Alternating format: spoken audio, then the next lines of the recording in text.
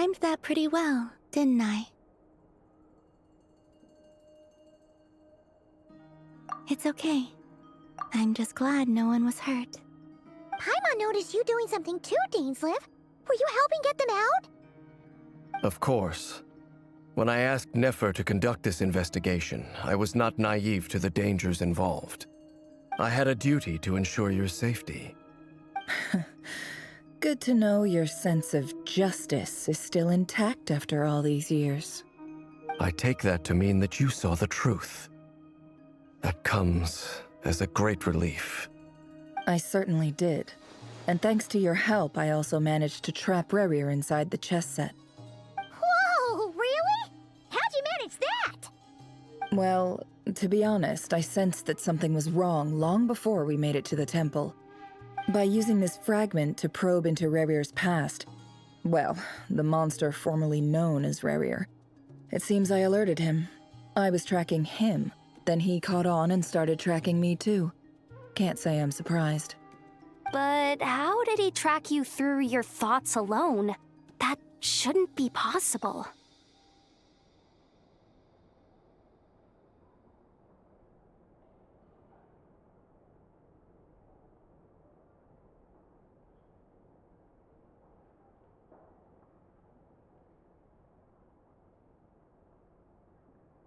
Rerir was a secret agent who reported directly to the Vinster King. He is an expert at finding a trail and hunting down his pursuers. No wonder. He infiltrated the chess set, read my thoughts, and built a new virtual chess set inside of it. That's why we weren't able to leave at first. Speaking of your chess set, it's quite a remarkable item. Would I be right in thinking you have some connection to King Deshret? You overestimate me. I only have a connection with one of his underlings, the Ibis King. You all saw how this came to be.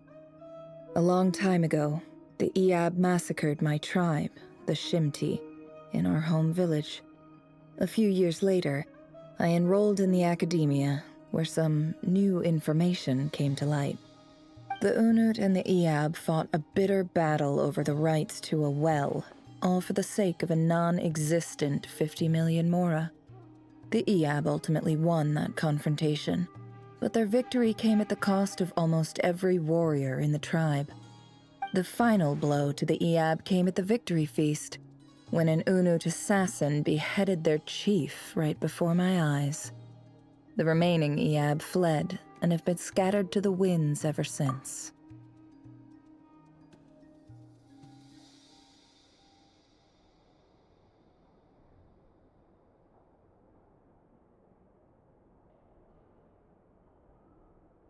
Having gotten my revenge, I returned to my hometown, where to my surprise, the nearby temple was still standing.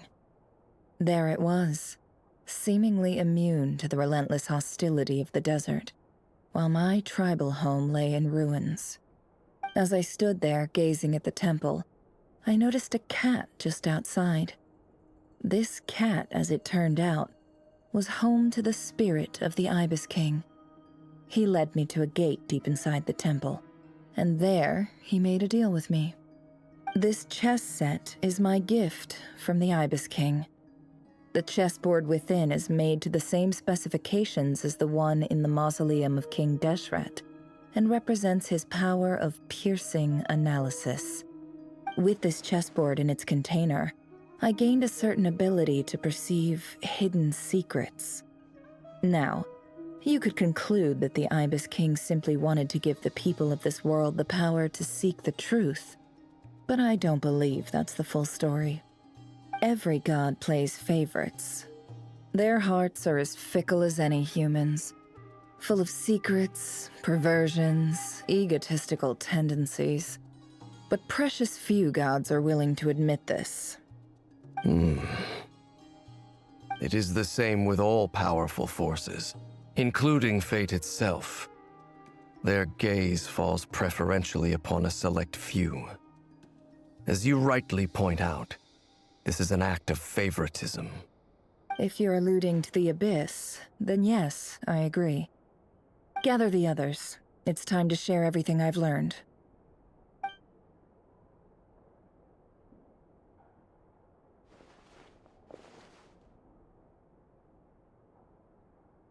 thank you all for being here.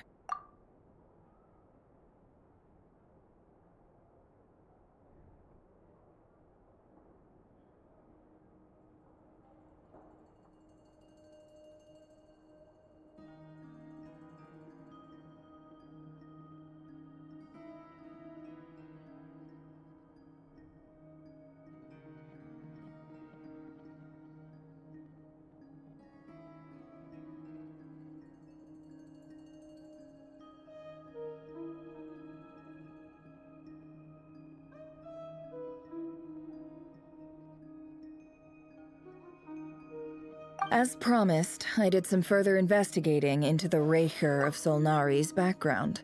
I am pleased to report that the investigation has been most fruitful indeed.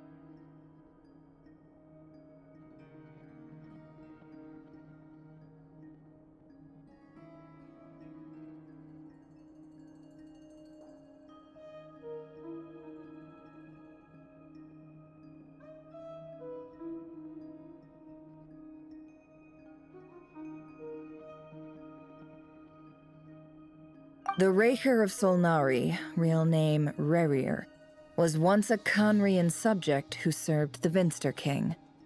I will now share the important details of his story. Please save any questions or comments for the end.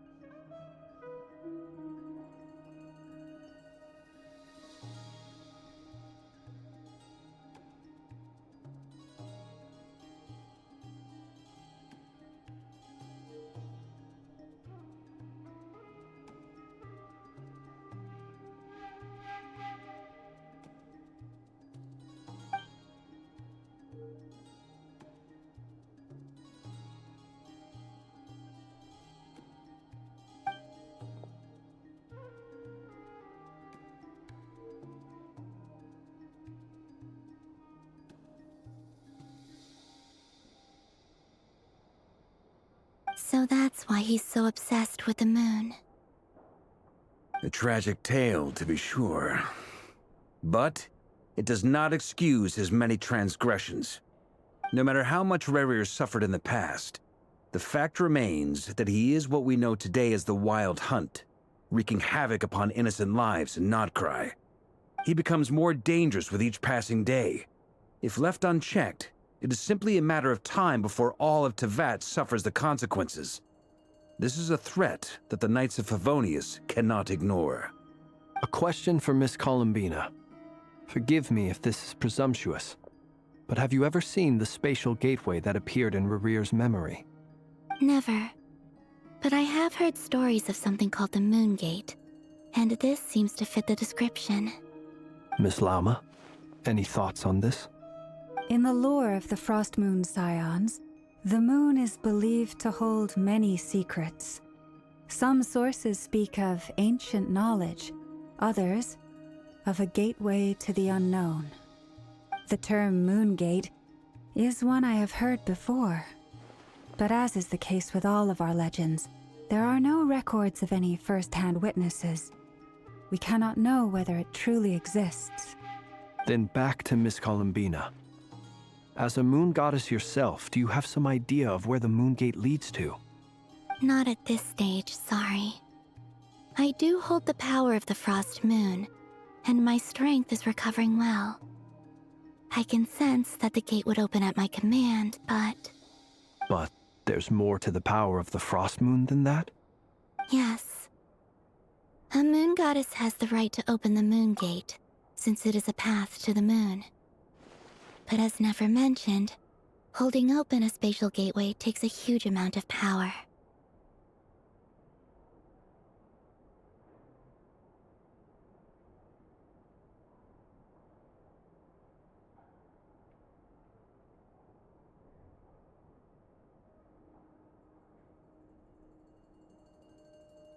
And right now, I need to conserve my energy to fight the Rahier of Solnari. I'm afraid this is one mystery we may have to leave unsolved for now. I agree. Better to save your strength. But if you'll humor me for a moment, I have a bold conjecture of my own regarding the world beyond the gateway. I highly suspect that neither Tholindis nor Rerir made it through unscathed. The evidence pointing to this is the fact that the Rahier of Solnari exists in the form of countless fragments. With the abyssal power he wields, no ordinary foe can touch him, let alone tear him to shreds. And yet, the Wild Hunt proliferates wherever his scattered fragments lie, drawing hordes of monsters to many different locations across the land. So your theory is that Rerir was physically torn to shreds by some powerful force? Hence, why the Wild Hunt is a distributed phenomenon, rather than a unified one? Makes sense to me. Explains why the Wild Hunt is so pervasive, and why he's been trying to piece himself back together. He was whole to begin with, and he wants to be whole again. Without the power of the Abyss on his side, he almost certainly would have perished the moment he was torn apart. But the Abyss, much like a curse, has kept him alive. I could not agree more. The power of the Abyss is most surely a curse.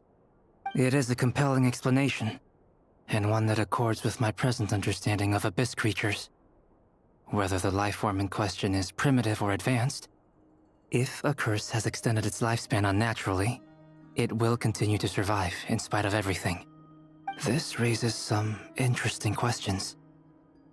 I will run some experiments and see if there is any validity to my suspicions.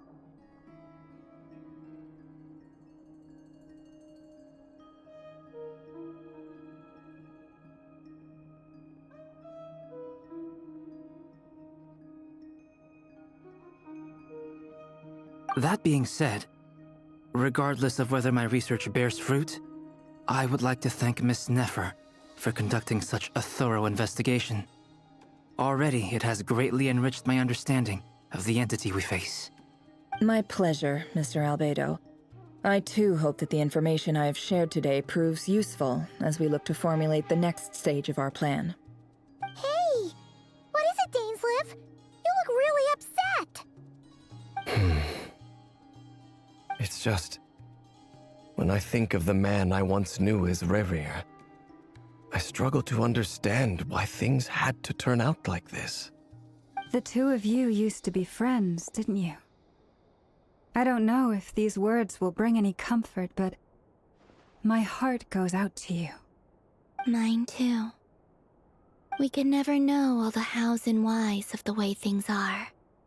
The moon and stars are full of untold secrets and lies, and the skies are host to many more mysteries than these alone. Yet, none of that can begin to compare with the complexity of human life. Those are the first comforting words I've heard in a long time. Thank you, both. Well, I think this is a good place to end today's meeting. I'm sure Nefer needs some time to recover. She's been through an awful lot today.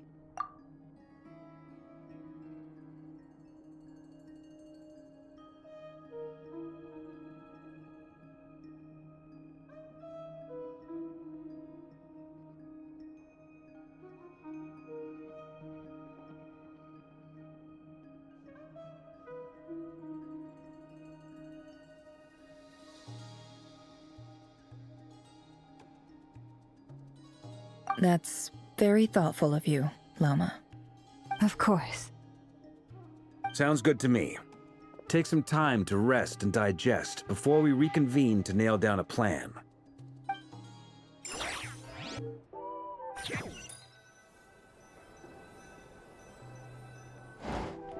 Hey, is this a bad time? Hope I didn't kill the conversation.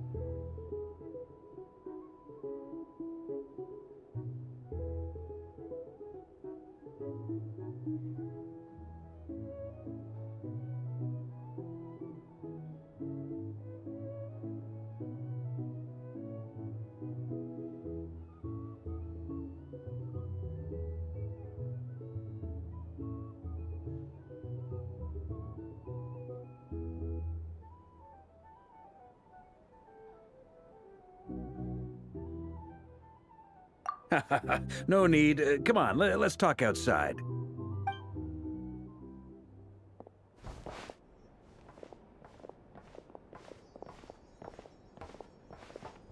Anyway, Nefer went back to the curatorium to get some rest. But before she left, she shared some things with me that I thought you should be aware of.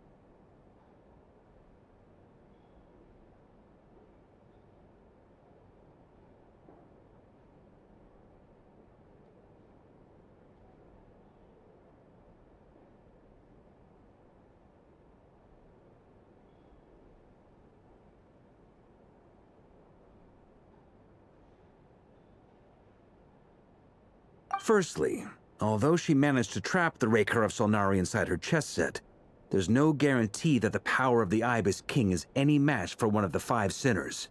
Their powers are beyond our comprehension. It's only a matter of time before he finds a way to break out. We have to come up with a plan and take care of him before that happens. Honestly, my mom figured that might be the case. So, how long have we got? Well, I asked her that same question. She talked for a long time, but for the most part, it seemed like she was trying to convince me how precious her chess set is. What a long and storied history it has. It felt like some kind of sales pitch, you know? The kind where you end up handing over Mora against your will. Anyway, after all that, she finally answered the question. 2 days, at most. 2 days? Holy moly! Can we even recruit enough help in that time? That remains to be seen. Which brings me to the second issue. Dainsleif is obviously conflicted about this whole thing. But given how little time we have, there's no way we can pull this off without his help. You have some history with him, right? Do you think maybe you could talk to him for us? Great. I appreciate it. All right, on to item 3. So, Albedo, Durin, and I put our heads together and came up with a plan. Can't promise it's gonna work yet, but at least it's a start. We figured we'd bounce the idea off you first. We'll explore it further once everyone's recovered.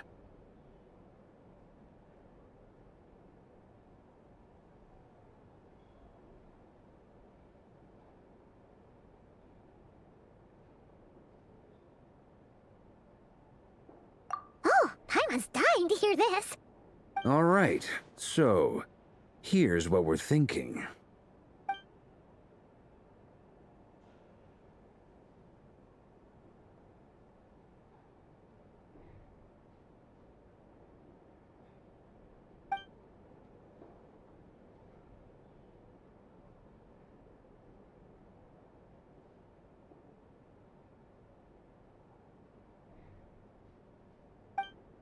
We felt a little uneasy about roping you into this. I mean, firstly, you're not locals, and secondly, none of us are your boss. You're well within your rights to refuse if you so choose. Roping us in? Why would you even say that? We know the stakes here. It's all of us against the Rayher of Solnari, or none of us stand a chance. I choose my words very intentionally, I'll have you know. I like to think there's an art to striking a down-to-earth tone even when the stakes are through the roof. Sir Varka, I have a few thoughts about this plan. I'm all ears. I think we can be more flexible with how the roles are allocated. In my view, the most sensible lineup would be like this.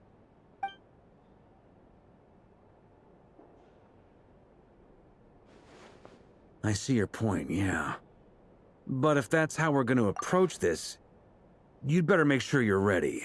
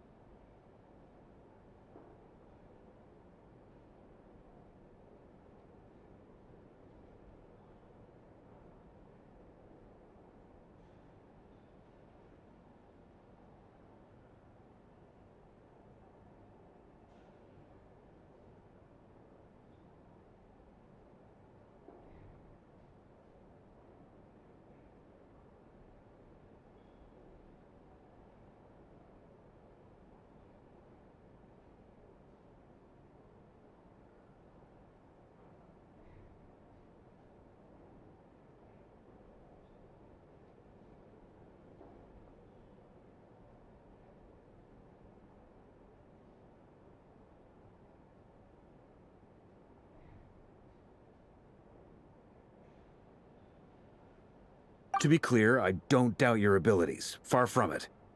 I just want to make sure. Are you really willing to take all this on? I want to do everything within my power. The Rayher of Solnari is a truly fearsome opponent, and if I do my part, it'll greatly reduce the risk for everyone else involved. Well, that tracks with what I've heard. Jean's mentioned in her letters that you're so diligent it's almost abnormal.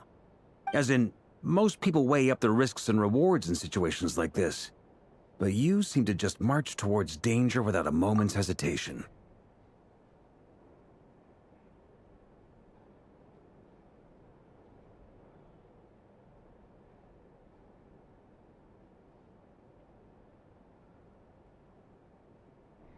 Of course, everyone appreciates a fearless pioneer. But all that aside, I'm the Grand Master of the Knights of Favonius, and you're our honorary knight. I want to make sure your courage doesn't come at the expense of your safety. Thank you, Sir Varka. I should be the one thanking you. It means a lot to have you on board. I'll give some serious thought to your suggestions.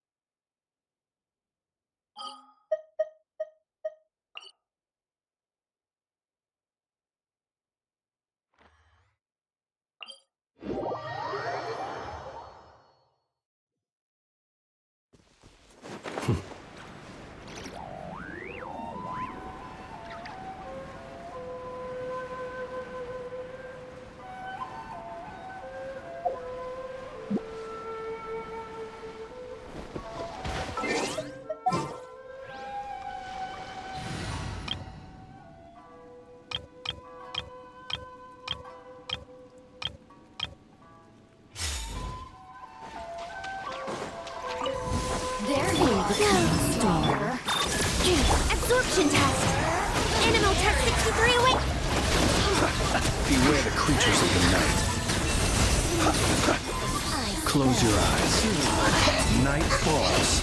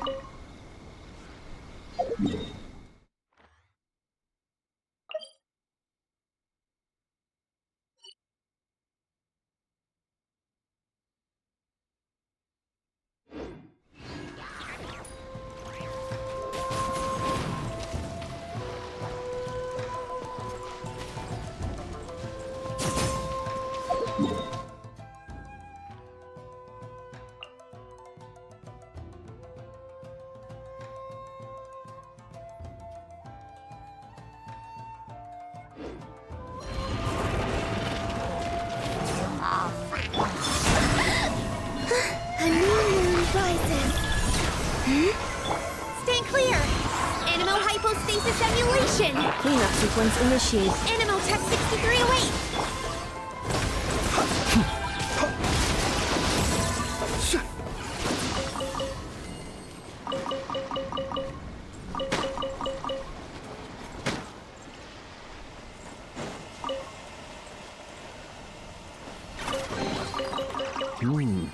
Not to be sniffed at.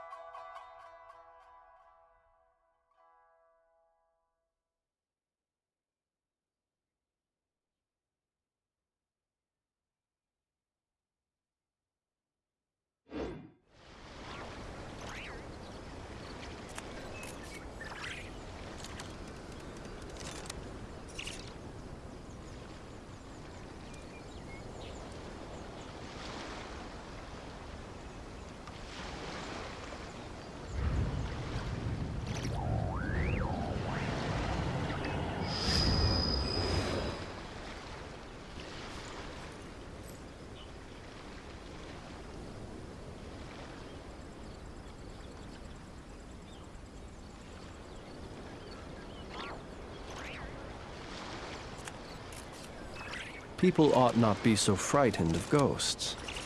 They are merely talking shadows, chattering away endlessly about their past affairs.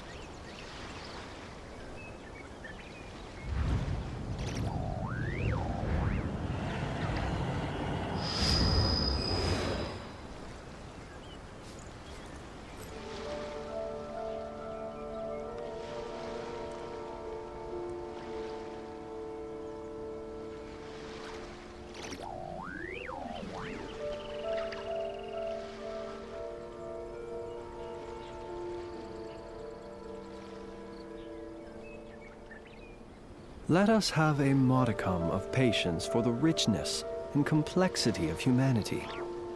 The wanton cruelty of the few is not worth our ire.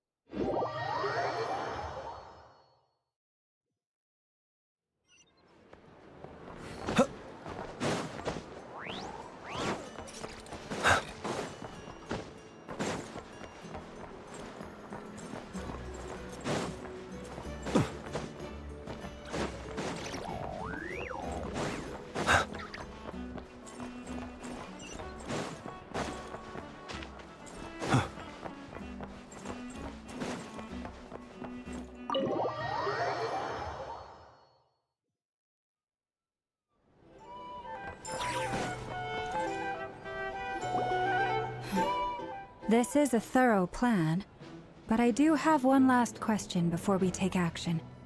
How can we be sure that our enemy won't leave the designated area? Great question. Albedo's been hard at work analyzing Rarer and the Wild Hunt's behavioral patterns. His conclusions are as follows.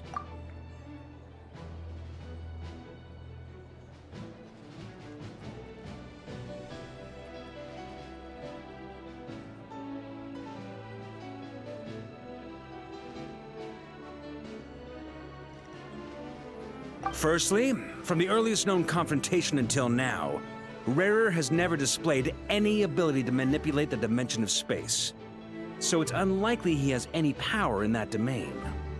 Secondly, he seems to have a particularly strong vendetta against our group. If we put him in a fight-or-flight situation, he'll choose to fight every time. Thirdly, finally, and most importantly, he is consumed by hatred, both for the moon and for his enemies. Turns out, we tick both of those boxes. We have a reincarnated moon in our ranks, and a spy who accessed his private memories without permission. He'll be baying for blood, not looking to escape. As someone who's had their fair share of interactions with the Wild Hunt, those all seem like valid observations to me. Understood. Then I will defer to the verdict of the group. Well, everyone, that's the plan in full detail. Albedo and Durin are carrying out their part as we speak. Plan approved. Scheduling. Okay, any firepower you need, I got you covered. Let's light this baby up. The Frost Moon Scions are behind you as well. And the rest of you?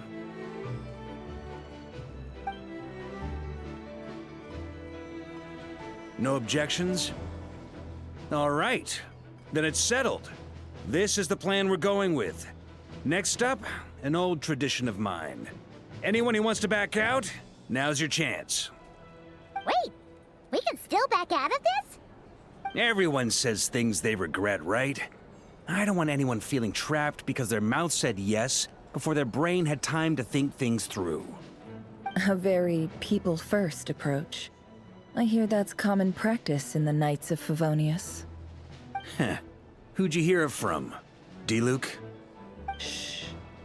We don't use people's real names at work. This contact will be known only as Owl, please and thank you. This plan can only work if everyone does their part. Flint's and I will absolutely support it. We shall indeed. You'll be glad you accepted our help. Also, you are the last person I expected to see here, Miss Dory. It's not often I get called Dory in a work context. My peers usually call me Lord Sangamabe. So, the longer your name, the higher your net worth. Is that the idea here? In that case, Mr. Flint's here must be worth a fortune. That's right, I know your full name. It's... The walls are thin here. I'd appreciate you keeping that a secret.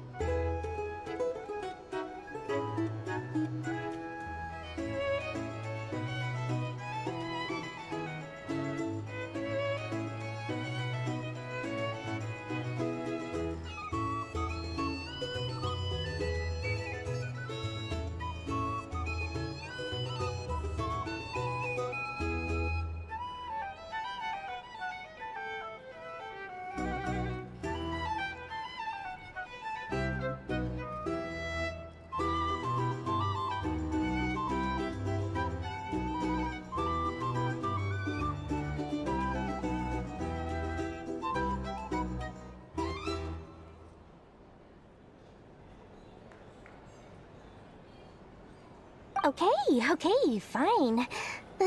I'm actually only here as a favor for someone else. Do you have any idea how much it would cost to hire me otherwise? Oh, does this mean someone out there actually has the power to boss Dory around? It most certainly does not. We have a long-standing and mutually beneficial business partnership. She's actually the mom of a friend of yours. Said mom supplied me with a great little trinket, but now that lady's ruined everything. If I don't start building a little goodwill now, my whole business in Nodcry is gonna go down the drain!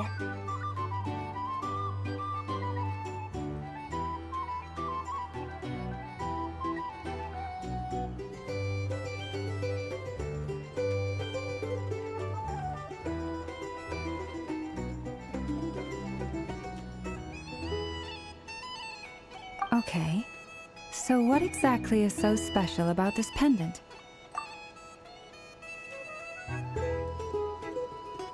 It's a lucky charm that a great mage made for me. We have a business relationship, and she was worried that something bad might happen to me.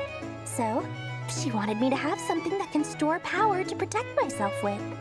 I finally got it all fully charged up with Kuvaki, and then never went and used it all up at once! Never lost so big in my life! You're right. It was all my fault. I didn't mean to drain all the Kuvaki in the pendant, but I'll make it up to you. You will? Well, in that case, how about you give me your chess set? And we call it even. I knew you'd say that. Well, it's yours if you want it. In fact, take it now, and I'll even throw in a free Raker of Solnari. Deal? You're putting me in a difficult position here.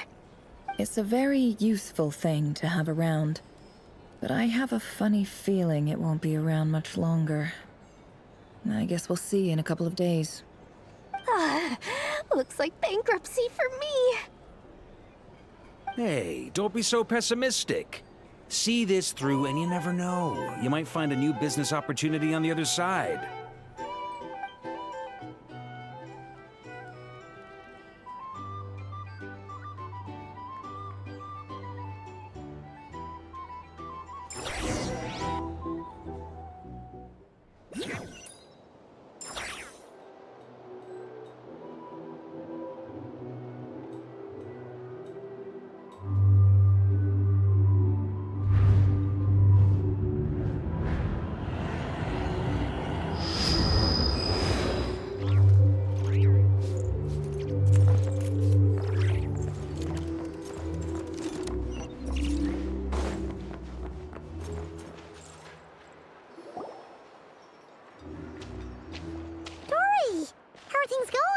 Feeling ready?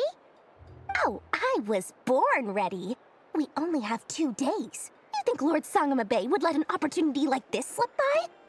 Don't forget, when something's in high demand, the people with the goods on hand get to charge the highest price of all, even higher than the sellers taking advance orders. Ta-da! See? It's right here. Ah, it's so pretty. Did you make it?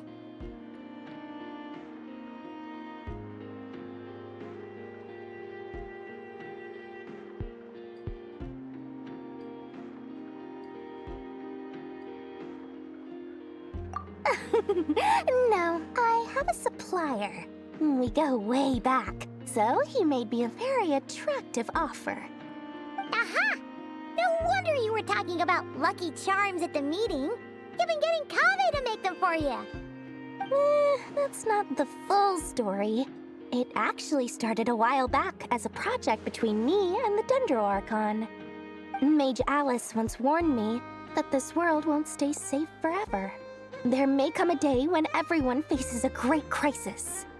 I passed this on to the Dendro Archon, and she secretly brought together a research team made up of Sumeru's top scholars to invent a technology that could keep people safe.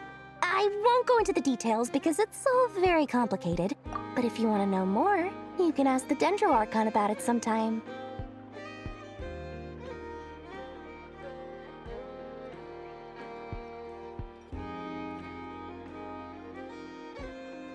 Anyway, point being, it was the Dendro Archon who asked Kave to build this little contraption.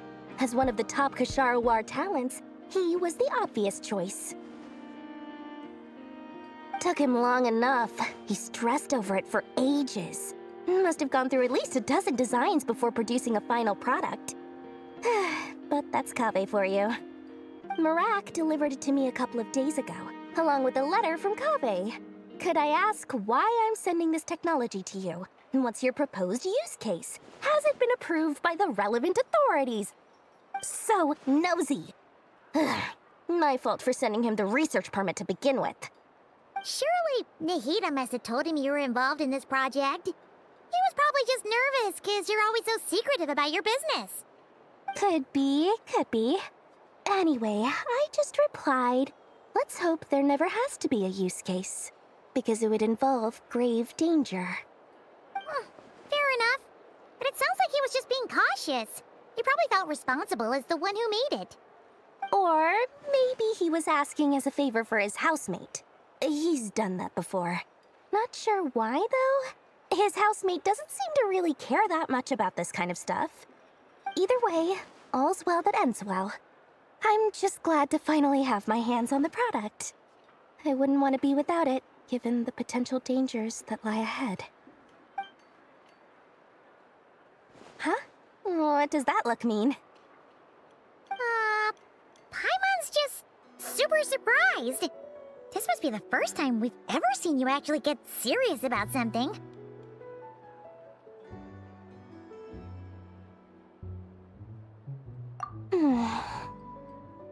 Well, a long time ago, I made a promise to myself.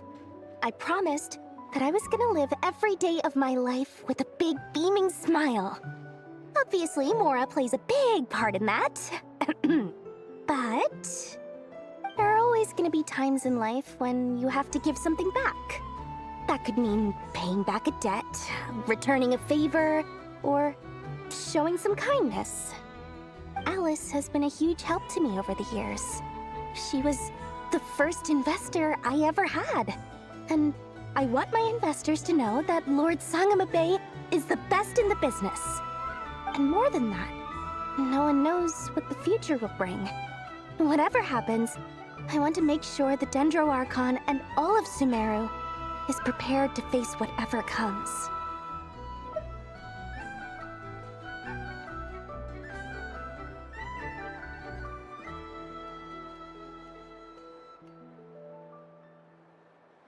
Oh, that? I was just making sure Nefer and I are square. Don't be thinking it was some sort of benevolent act. I'm no saint, so don't treat me like something I'm not. My priority is doing the business that I want to do. So long as my conscience lets me, but it usually does. That's the Lord Sangamabe business model. All right, if you say so. I do say so, and that's the whole point. I'm a businesswoman. Don't go trying to figure out what kind of person I am. You'll exhaust yourself. Much easier for everyone involved if you just take my word for it. Oh, and could you two help me get this stuff where it needs to be? Thanks so much. You're my favorite assistants.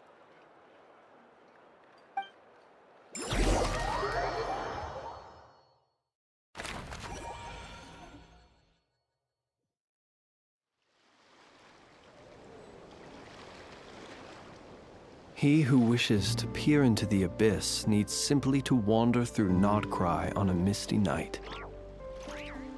The march of the Wild Hunt will be sure to drag him into the darkness.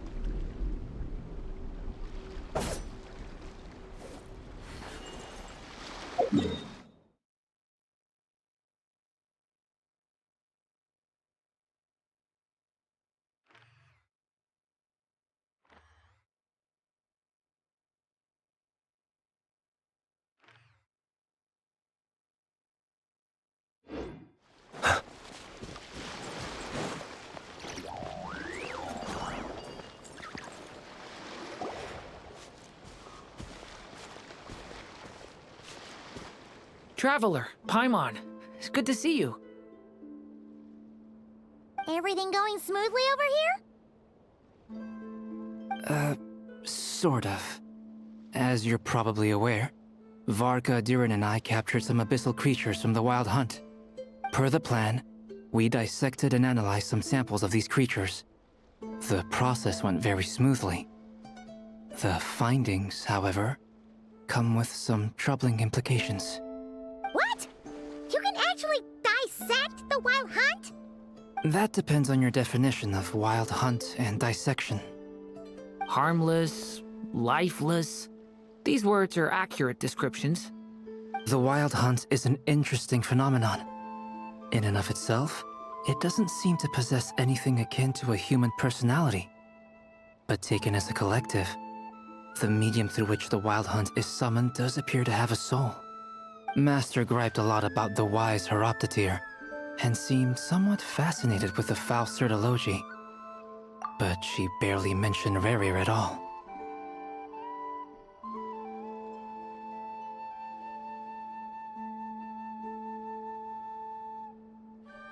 I don't think that was because of his lower social standing, though. Anyway, it's a pity. I should like to hear her thoughts on the nature of the life form he has become today. It's a strange mix. The furious energy of an abyssal being channeled through a fractured physical existence. A consequence of being torn apart by an unknown power. Perhaps the only explanation for his survival in this state is that he sacrificed a degree of individuality in exchange for a continued existence. Oh, sorry. Once I get talking about interesting research, I have a tendency to go on indefinitely. Back to our research findings.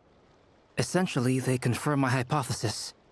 Rerir's corpse is completely contaminated by the Abyss, and the effects are irreversible. You could think of this as Rerir in mutated form. But in my view, even that would be inaccurate. In reality, his whole being has been consumed by the Abyss. In other words, he is now nothing more than a manifestation of abyssal power. Unfortunately, at present, we have no means of completely eradicating abyssal power. Hence, we cannot fundamentally destroy the Reihir of Solnari either. Oh, that's terrible news! So, that's it? We can't defeat him? Not even if we get the power of the Three Moons? Miss Columbina's situation is a difficult one. She can never achieve wholeness when the world does not accept her presence. It's as if her creator banished her to a place she can never be accepted. It means she spends most of her energy just on her own survival. Given the circumstances, it's only natural to despair. But we must see this plan through to the end. Time to kick off the backup plan. Oh, Paimon almost forgot! This is for you. Dory asked us to bring it. Ah, how wonderful. Well, thank you for making the trip. Durin and I will be heading off shortly. I'm sorry I won't be there to protect you in person this time. Please be careful. All right then. Stay safe.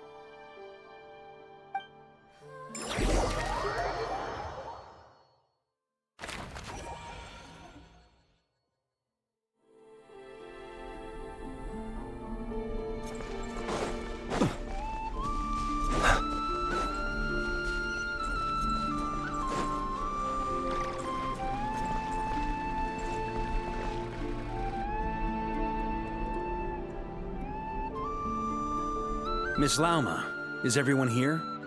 Yes. The fate of my flock is in your hands, Grand Master Varka. Please keep them safe. My lady, what are you saying? Within the next 24 hours, we will face the biggest crisis the world has ever seen. This is not a burden that we deserve to bear. But I believe that we reap what we sow in this life. So I intend to act. I must do what I think is right. For me, that means fighting for the future of Nodcry. This gentleman is the Grand Master of the Knights of Favonius, Varka, Knight of Boreas. In my absence, please follow his lead. Hey, everyone. Guess I should introduce myself. Well, to start with, I know my way around a battlefield. Biggest strengths are honesty and hard-workingness. Anyway, point is, I don't intend to let Lauma down. I'm gonna do everything in my power to keep every last one of you safe and sound.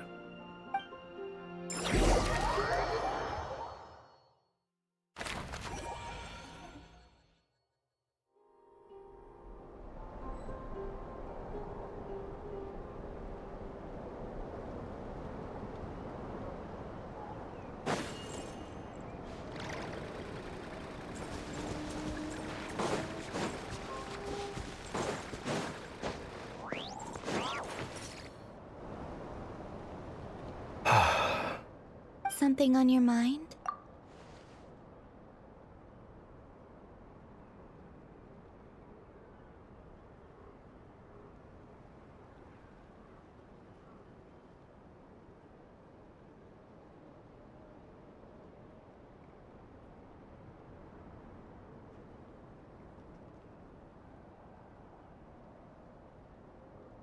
Miss Columbina, was it? I believe that's how the others addressed you. That's right. Names are funny things. Have you always been called Dainsleif? Yes. I take it your own name has a more complicated history. I have a different relationship with names than other people. To be honest, I'm not even sure that Columbina is my name. At least, not in the same way that Dainsleif is yours. But it's what everyone calls me, and I go along with it. A lot of my life has been that way. I get so used to things that I forget to question why they are so. I never used to think much about where names come from, or what they mean to people. Maybe something's wrong with me. You're different from other people. I sensed it the first time we met. You're more perceptive than most. I'm sure your long life and rich range of experience explains that. Do you ever find yourself missing Conria, Mr. Dainsleif? Difficult to answer. I have dreamed of the past many, many times. Sometimes I'm fighting tooth and nail. Other times I'm lying on the ground, defeated. I don't recall any happy moments from that time. It has been too long. Is that because hatred survives longer than love and affection? That would not be for me to say. I make no excuses for the grudges I bear. But whatever the reason, I remember little that was beautiful or sentimental. Thank you for your help with the Rerir situation. Without your efforts, I never could have learned the hidden truth of his story. You're welcome.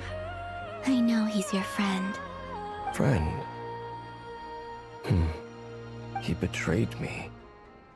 And I never really understood what he was going through in life. Some friendship, that is. Okay. So, do you plan to fight him with us?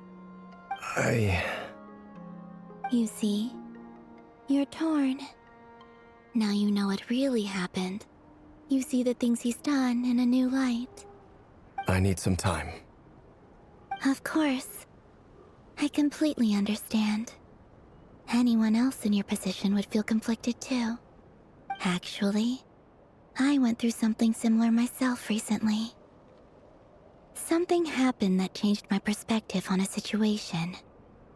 A situation I took for granted at the time, but now I feel very grateful for it. You mean the Harbingers who still support you, even though you've left the Fatui? Yes. I always thought they were only helping me because Harbingers are forced to work together. But then I abandoned them. A warrant was even put out for my arrest. Yet even now, they support me. Which means I was wrong about them all along. Clearly, they view you as a friend. I feel a little guilty now.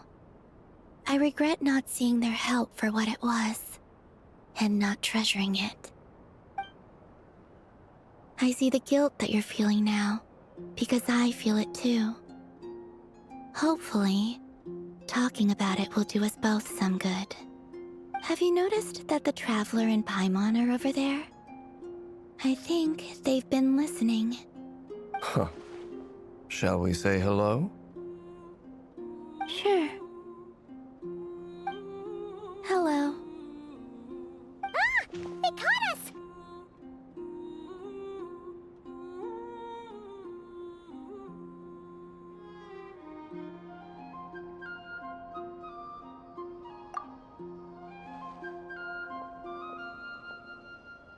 I apologize for making you worry.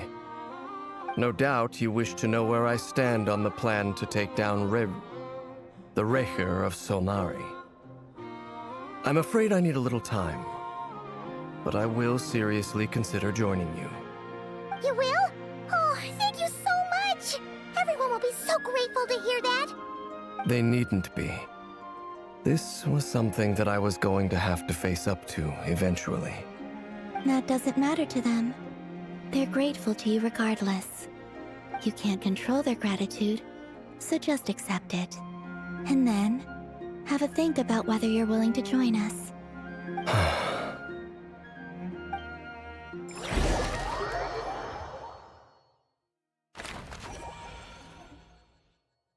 It's nearly showtime!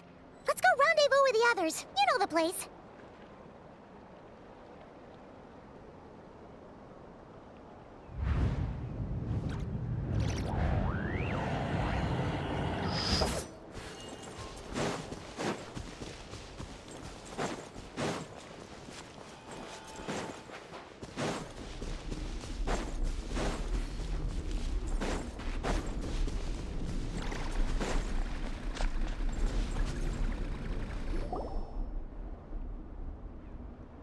Ah, you're earlier than I expected. Hey, Flint's! Been waiting here long? Not too long. I came a little early so I'd have some time to think. Are you nervous about the battle? Quite the opposite. I'm reminiscing on my past battles. When I was awakened by the Ratniki, I had not touched a weapon in many years. I felt like the battlefield was not where I belonged. But after waging war against the Wild Hunt for so long, I came to realize something. A life of absolute peace is simply not a possibility for me. My restless flame indicates that somewhere inside of me, there is a deep yearning to root out the evil in this world.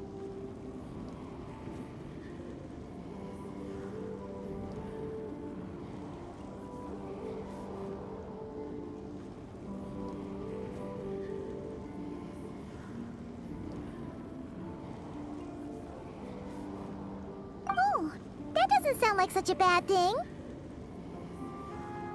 Well, in the past, when I was a Fae whose primary concern was hibernation, it was hardly ideal.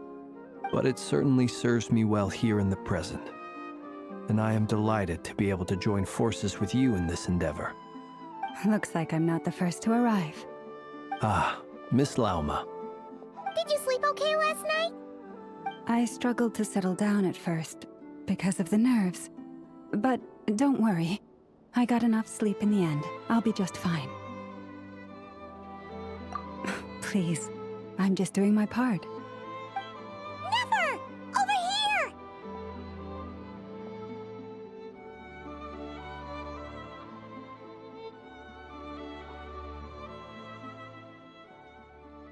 Aino asked me to relay a message. She said A.IV will be on high alert and keep a close watch over all secondary districts where defense is required, providing support as necessary. Meanwhile, Aino herself will provide range support to us directly, using her latest invention. Excellent. My thanks to all involved. The chest set's looking a little unstable. It won't hold him much longer. We should be prepared to engage at a moment's notice. No sense sitting around waiting. Let's make the first move while we still have the option. I agree. Paimon, find a safe hiding place. Got it! Be careful, Traveler! I will.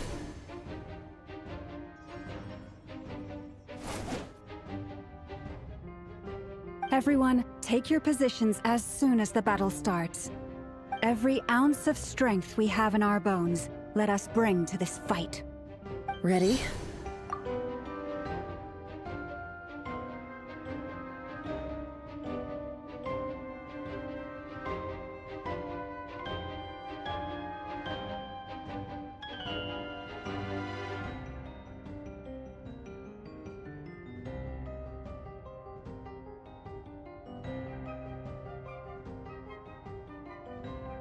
Let's go.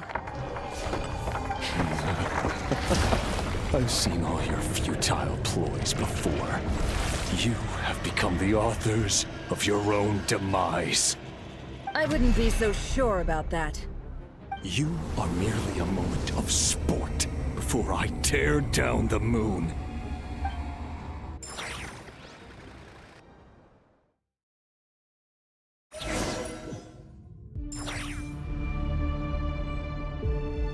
Stay on your toes.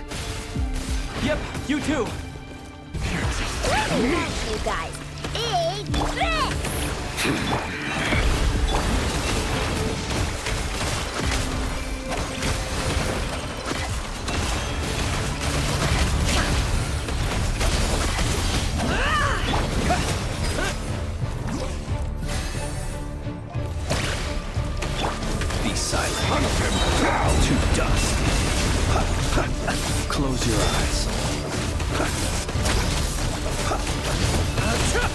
Keep your distance.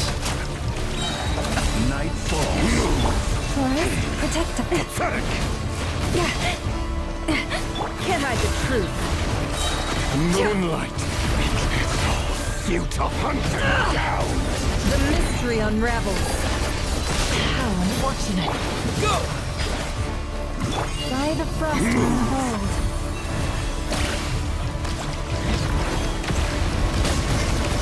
Close your eyes. Observe. Night falls. Moonlight. Are you quite finished? Close your eyes. Do you fear the dark? It began with the moon, and so shall it end. The moon will protect you.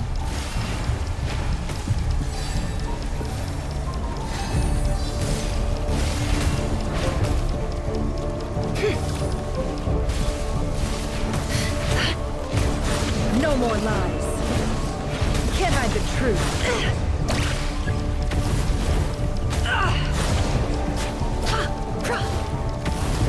How Do you see now? Water jet! Heaven here. When will it be as you foretold?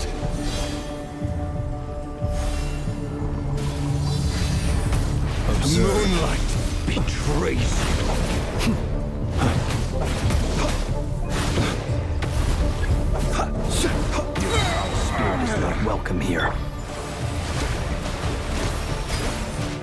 Forest, protect us. With one heart, we... Be silent. Close your eyes. Be silent. The deception ends here. No more lies. Absurd. How unfortunate. Close your eyes. Do you fear the dark? It's all futile. Do you fear the dark? Leave this place. Can't hide the truth.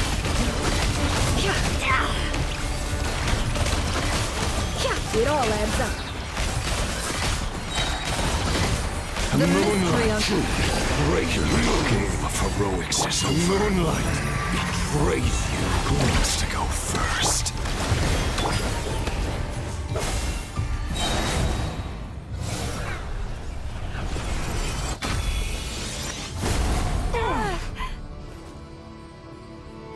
No! We've been separated! Will it take? You okay? Never! Where are the others? Stuck outside the barrier. I guess he really doesn't like us. I told you before. Knowing too much is always a death sentence. Be careful what you wish for.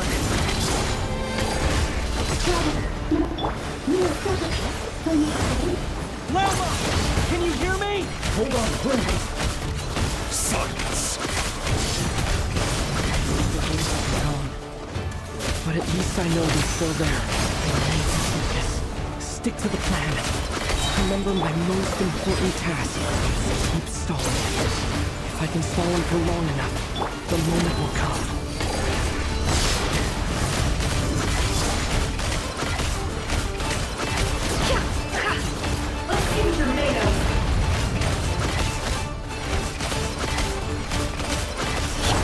Water jet! Run, never to hide. No more lies. Let's see what you're made of.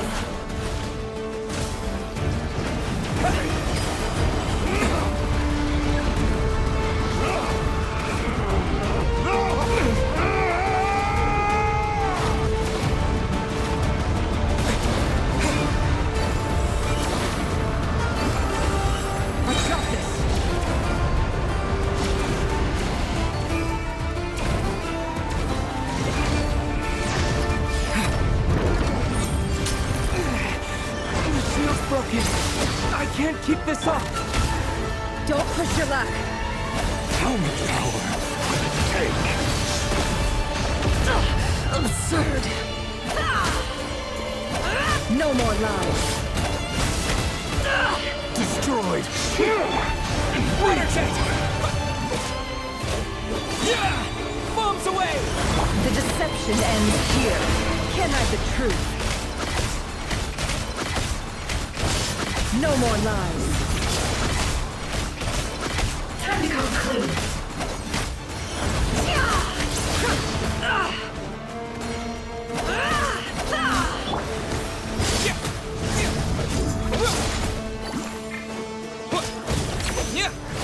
Seek within.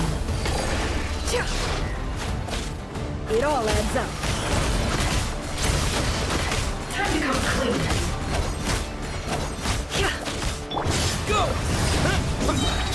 Wipe out! No more lies. Time to come clean. Let's see what they're made of. The mystery unravels. It all adds up. Time to come clean.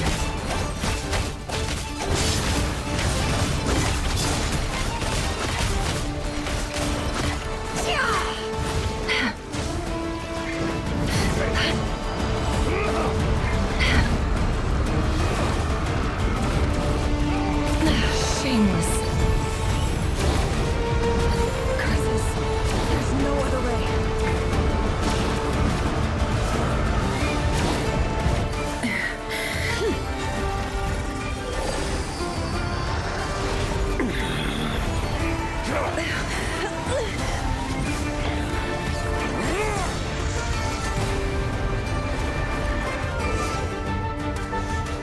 The only way to defeat Rarer is to borrow his own power. That means Columbina will have to disappear while you two bear the brunt of his attacks. You have to hold on. Find a way to keep him focused on killing the two of you.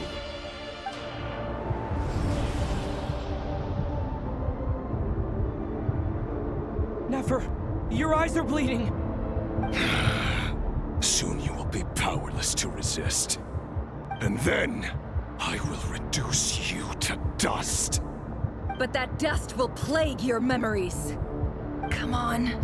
Keep holding on. Any other tricks up your sleeve? Let's see them. As entertaining as they are, you've backed yourself into a corner. You don't fool me. I see your fear clear as day. I have to stoke his rage. Make him unleash everything. You fear what you could never defeat. You fear the thought of never being able to save your beloved. You cannot win the fight against fate, Rarer. Is that what you think? Well, now it's your turn to feel afraid!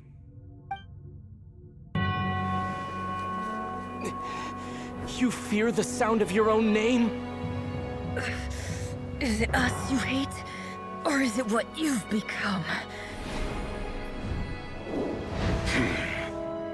Let's see what becomes of you!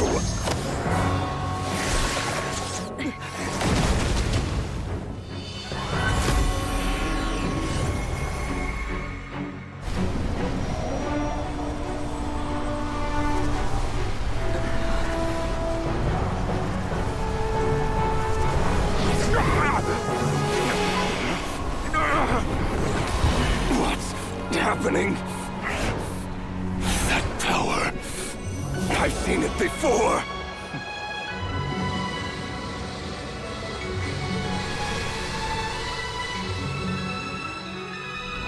His power is on another level. We'll need to use an alchemical array to convert his power into a usable form. Then quickly channel it into Columbina, rendering her powerful enough to compete with him. I'll join you. I can help. If I release enough abyssal energy into a confined space, it'll create a potential difference, allowing us to extract a huge amount of elemental energy. Next, I'll synchronize with everyone's minds using Pyro, then give you temporary access to their abilities and fields of view. But it won't last long. Can you see? Well enough. So, we have a student of Gold Rhine-Daughter in our midst. How about that?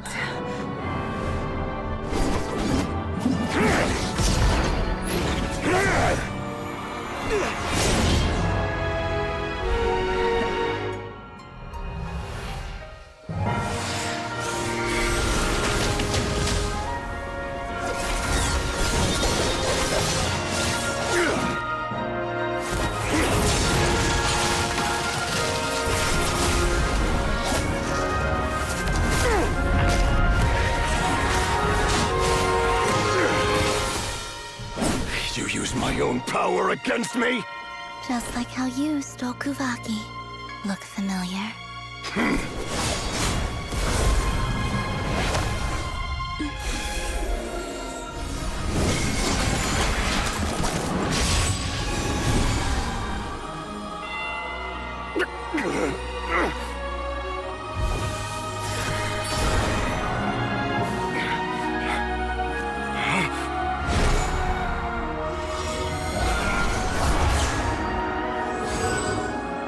Don't you realize? You don't have the power to hold that gate open! I don't, but someone else does.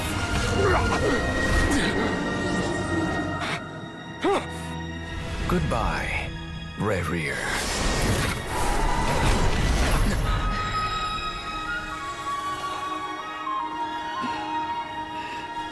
We won.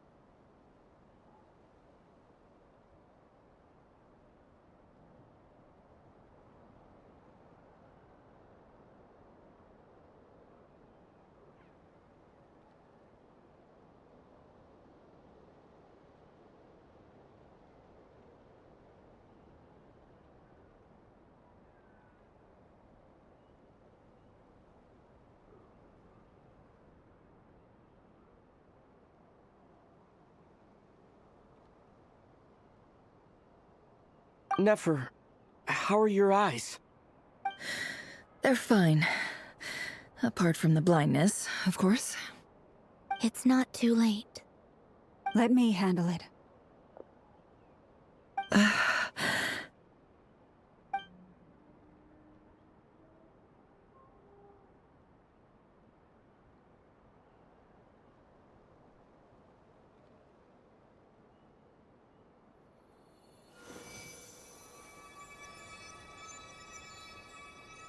Miss Nefer, it's not like you to lose your composure. That was the most reckless thing I've ever seen you do.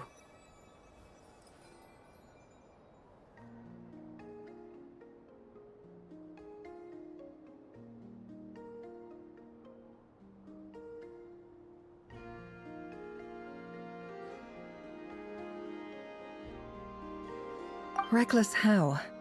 The situation was critical. Our lives were at stake. We had to do something. Even so. Okay. I guess you're right.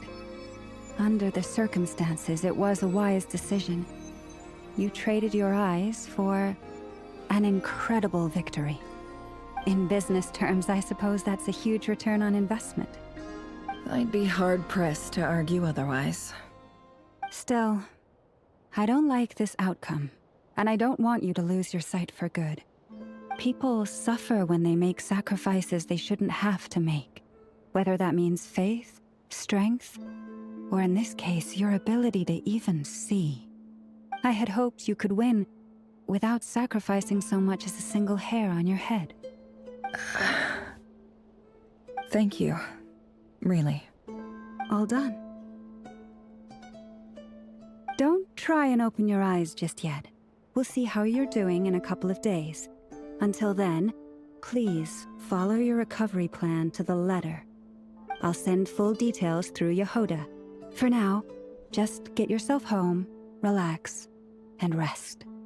My dear friends, we have fought bravely and achieved a spectacular victory. A dark cloud has been lifted from the skies of Nodcry. All in this land will be grateful for what you have done. The moon will remember this day. Thank you both.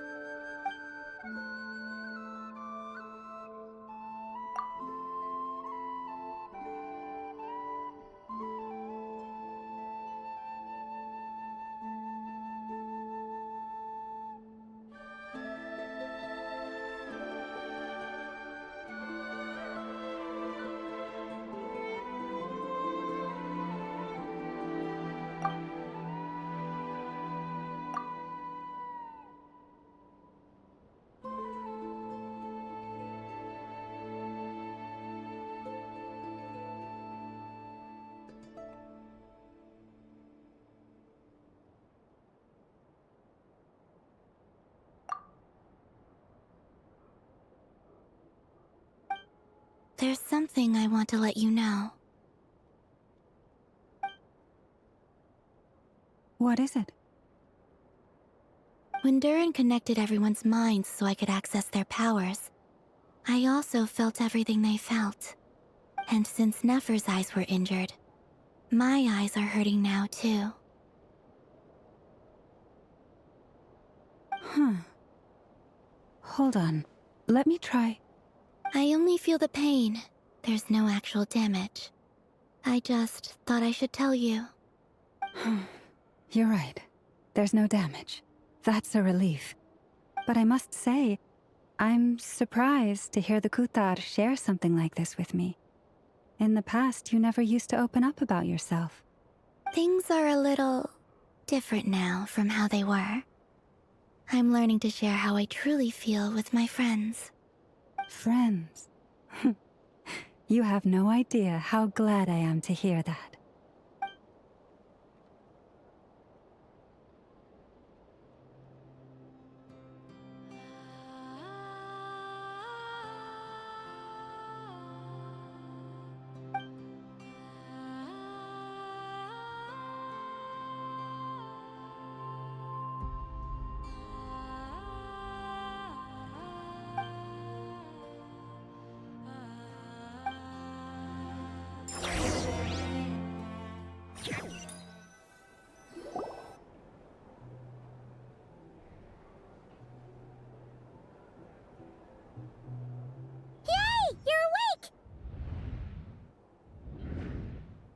you feeling? Any aches and pains? Did you sleep well? I'm doing all right, Paimon. No need to worry about me. Phew, well that's good. Paimon's been sitting on the edge of the bed worrying about you for ages. You slept a whole day and night. Poor Paimon had to eat all by her lonesome. Glad to hear you didn't starve. How was the food? Well, it wasn't the same without you there to share it. Honestly, Paimon just can't relax when you're not your usual self. She couldn't enjoy the food and settle down to sleep. Well, I'm back to normal now. Oh yeah, and Albedo swung by earlier. He said to tell you to head to the tavern when you woke up. Varker and the others are organizing a victory feast and they want to celebrate with you. He also dropped off some medical supplies, but you seem fit as a fiddle, so guess you won't be needing those. If you're feeling up to it, let's head over now. Wouldn't want to keep them waiting.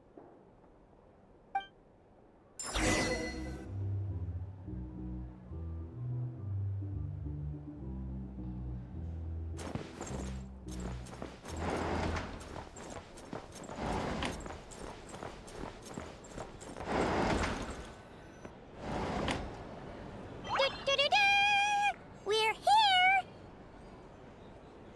Oh, Traveler and Paimon! Perfect timing! We were literally just saying how there's no way we're holding this victory feast without you any longer, and we would have postponed it till tomorrow. How are you feeling today? Much better. Thanks. Don't worry about me. Relieved to hear it. If that changes, just let me know. Happy to check you over at any time. Yep, we're here for you. Anything you need, just let us know. Oh wait, where's Nefer? How are her eyes doing? Nefer's right over there. I'm sure she'd love to catch up with you.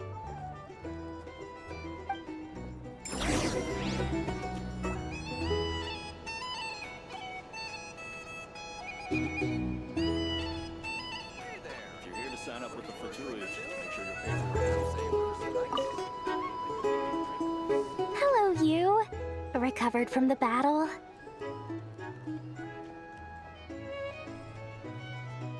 Come on, what do you mean? Of course I'm gonna ask. I care about my friend's well-being. And we are friends, aren't we?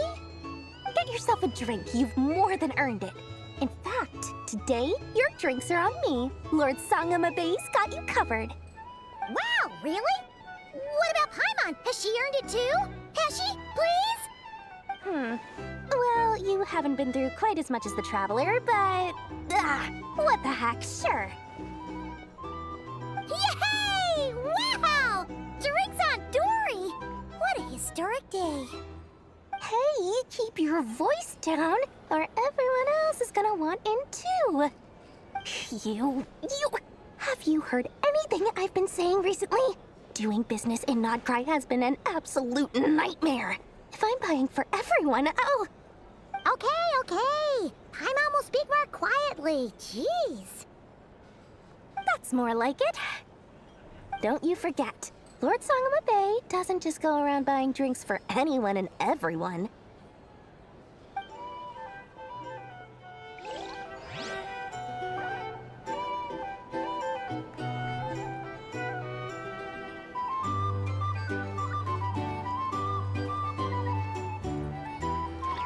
People ought not be so frightened of ghosts. They are merely talking shadows, chattering away endlessly about their past affairs.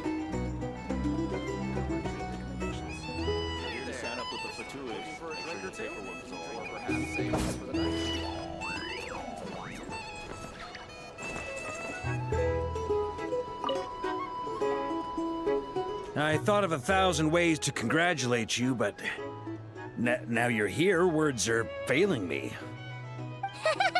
The honorary knight stuns them speechless once again.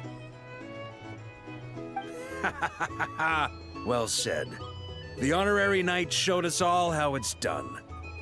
The other knights tell me that Mondstadt was the first stop on your journey. All of us are truly delighted to count you as our friend. I'd like to thank you for supporting the Knights of Favonius, and also for helping us save Nodcry. Nonsense! Of course I'm gonna mention it. This is more than just business. It's a relationship. And there can be no relationship without showing gratitude where it's due.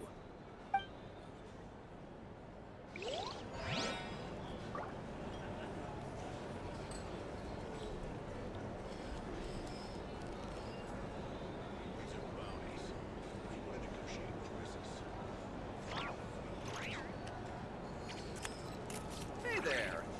Looking for a drink or two? Or perhaps a room for the night? The night cometh.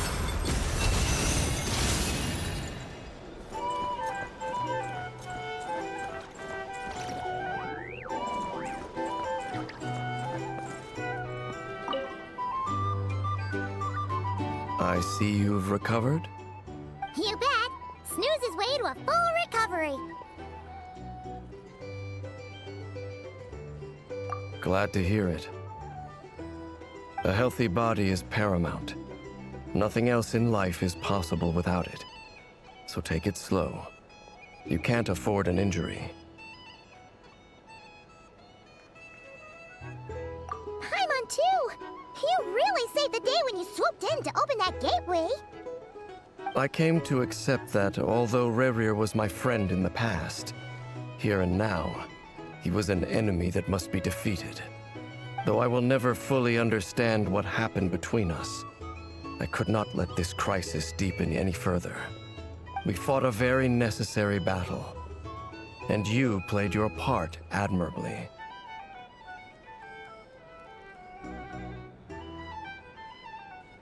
Yeah! And if you ever need to talk, just remember, we're always here. I'll do that.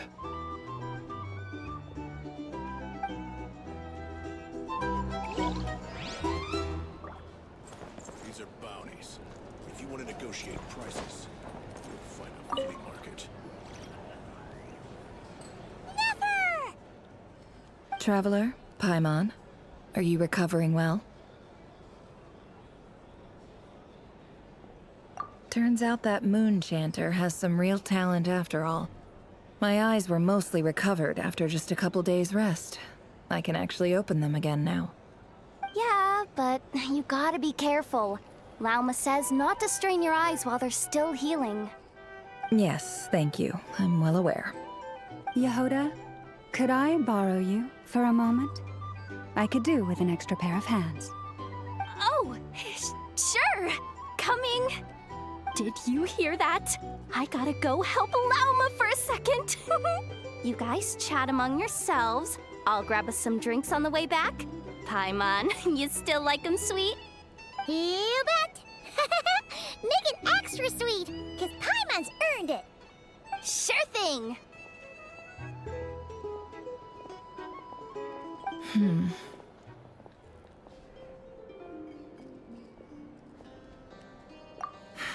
The Raker of Solnari. Kind of a snake, don't you think?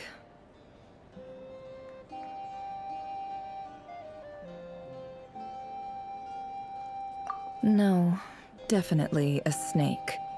A poisonous one who spewed his venomous hatred everywhere. Anyone who seeks revenge out of hatred for other people has become a snake. That's something my dad used to say.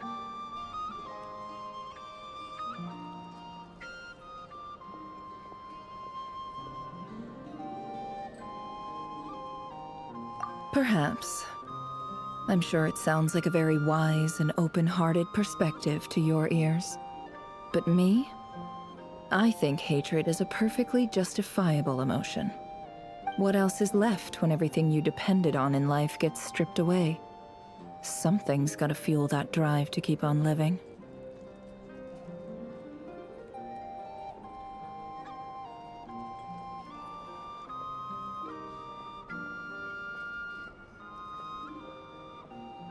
If you're worried about me, you can nip that in the bud. I'm not someone who gets stuck in the past. It's just... I suddenly feel like I was wrong to call my father a liar. He was just a fool. That's why the Academia turned their back on him, and why the other tribes ganged up on him. Oh, Father. How much better things could have been if you were a skilled liar. Look at the Ibis King. Thoth is a fiendishly cunning liar. And yet, strangely, he feels more like a father to me than my real dad ever was. He's never brought it up, but I'd bet he feels the same way. Why else would he give me the power to perceive the truth, while at the same time training me in the art of deception?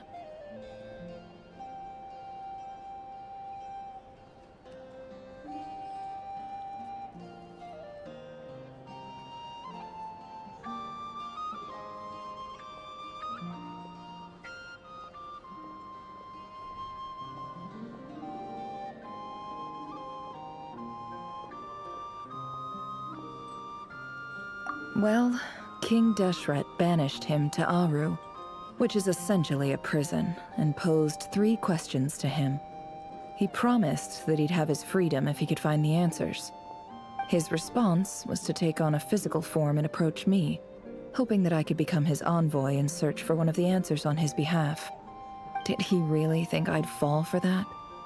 He's stuck there. He can't make me return what he gave to me.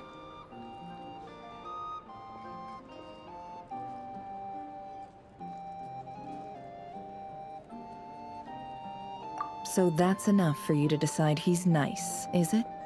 He's a prisoner, and he was scared. So he decided to perform some good deeds to win people's approval. He lives in fear because he's a deceiver. How is Rerir any different? You can't work as a spy your whole life and expect a happy ending. It's preposterous. Yet I can't say I don't understand it. Liars live in the darkness of their own making, but it's still human nature to want to go on living. They say that a liar's soul is the most worthless thing in the world.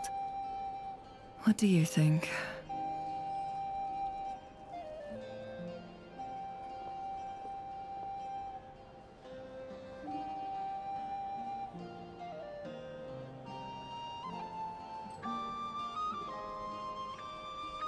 Good. If you understand that, it means you're smart, and you see things objectively. If you ask me, the soul of a liar really is worth nothing, because all they care about is themselves. For example, when something good falls into my lap, I don't go sharing the news around. Stops other people trying to steal it from me.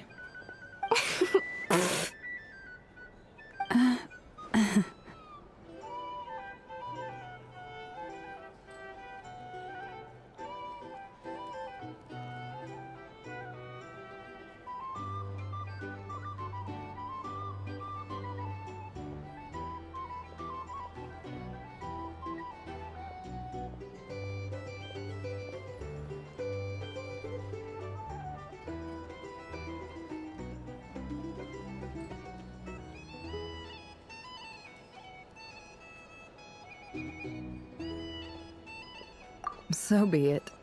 They have sharp ears. I can't keep anything from them.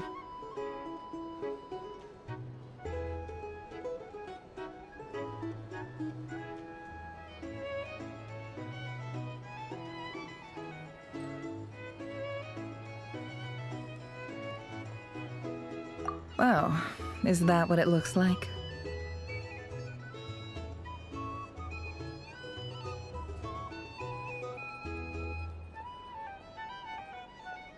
Well, you all know my past now, and I can't simply eliminate everyone who knows too much. So I guess I just have to put up with you, for the foreseeable future at least. When you find yourself in a situation you can't control, the safest play is to keep calm and start monitoring everyone involved like a hawk. In the intelligence world, you need to have a sense of perspective and play your hand accordingly. If you understand what's at stake, please ensure my secret is safe with you. I trust you'll respect my wishes as a friend. But don't forget, I will also be watching you like a hawk.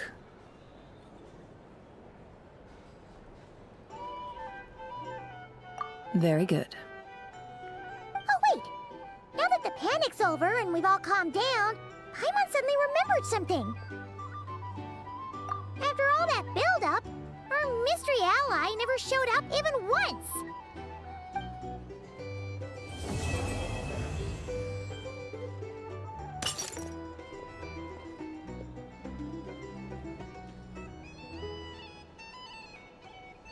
Huh? Am I imagining things?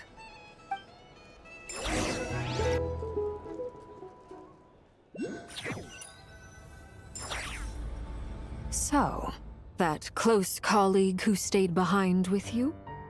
What's he been up to recently? Don't know, don't care. I get more normal human interaction from hanging out with Bosco 2 than him.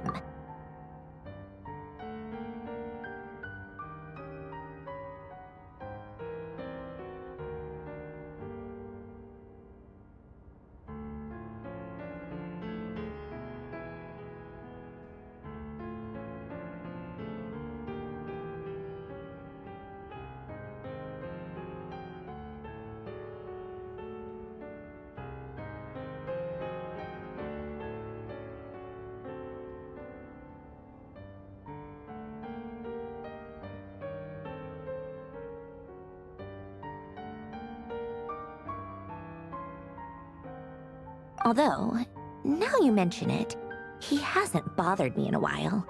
I wonder if... If he's disappeared without a trace, it's the biggest gift he ever gave to the world. But I somehow doubt that's what's going on. He won't lie low forever. So we'd better stay on guard.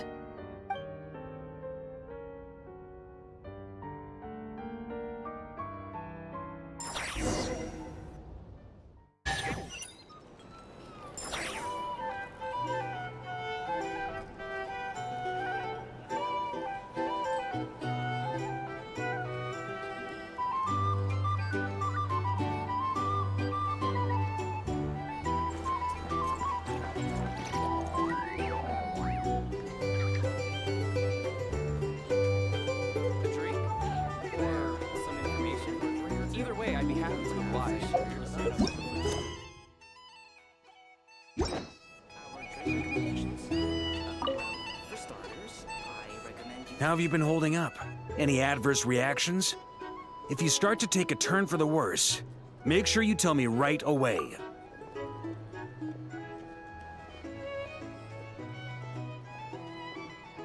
You don't need to worry about me, Grandmaster. I'm fine. I mean, I barely did anything, so... What? You're too humble, young man. You played an indispensable role in the battle for Nodcry. We can't thank you enough for your support. Sometimes, when people praise you, it's because you deserve it. The best thing is to accept it calmly and with grace. It's important to learn how to respond to words of admiration. Let's do a quick demonstration.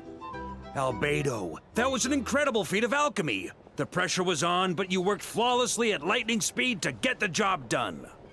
Thank you. I can't take all the credit, though. Durin played a big part in forming the alchemical array. See? Did you catch that? A masterclass in how to take a compliment. Okay, yeah. I did work pretty hard to help prepare for the battle. No point denying that. Hey, you guys!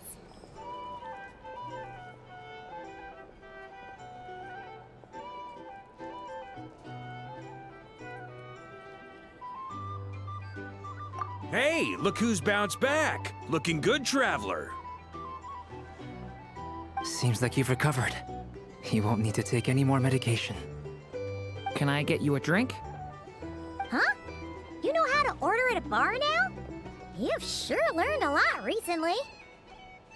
Handling a drinks order is ridiculously simple compared to alchemy. Don't worry, I'll blend into society yet. Paimon believes it. You're clearly a fast learner, just like your brother. To be totally honest, though, Paimon didn't quite follow all the details when you first explained the plan to us.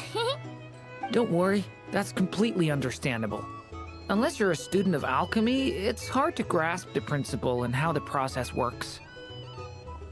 To put it in the simplest terms, we saw how our enemy stole the power of Kuvaki, and that gave us the idea of stealing his power to turn it against him. When facing an enemy you have no hope of defeating, it's best not to engage them in battle. So, instead of looking for a way to overpower him, we decided to help Columbina get strong enough to at least stand up to him in a fight. For this to work, we had to analyze his modes of attack, confirm who his main target was, and make sure that he wouldn't go beyond the range of the alchemical array. For added security, we prepared a total of 4 arrays. But to mitigate the impact of the battle, we identified one location in particular as the ideal spot, which is where the confrontation took place. The alchemical array absorbed his abyssal power. Then Durin processed it to render it usable by Columbina. That power enabled her to do what would otherwise have been nigh on impossible. What surprised me was that Dainsleif actually agreed to join us. Given his history with Rerir, he had every right to sit this one out, but we're extremely grateful for the decision he made.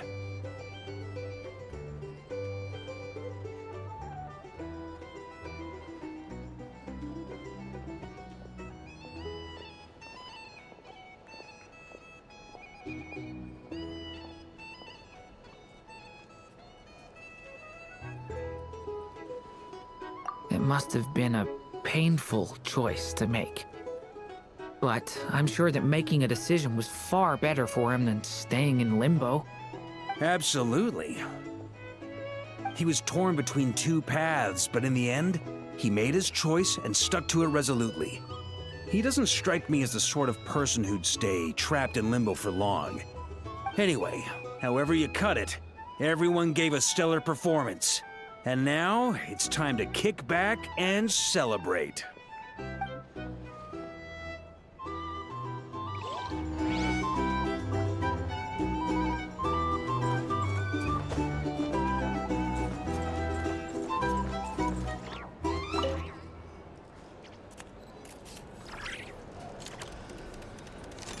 Ah, Lord Sangama Bay. How lovely to see you. I must thank you for the device you provided. It was an enormous help. Would I be right in thinking that it was developed by the Academia? Why come and ask me when you clearly know already? I mostly came to thank you. That's more like it. A little gratitude goes a long way with Lord Sangama Bay. Play your cards right, and you might even stand a chance of becoming my long-term supplier. The chance to work with such a kind and charitable investor as yourself would be a great honor for the Curatorium.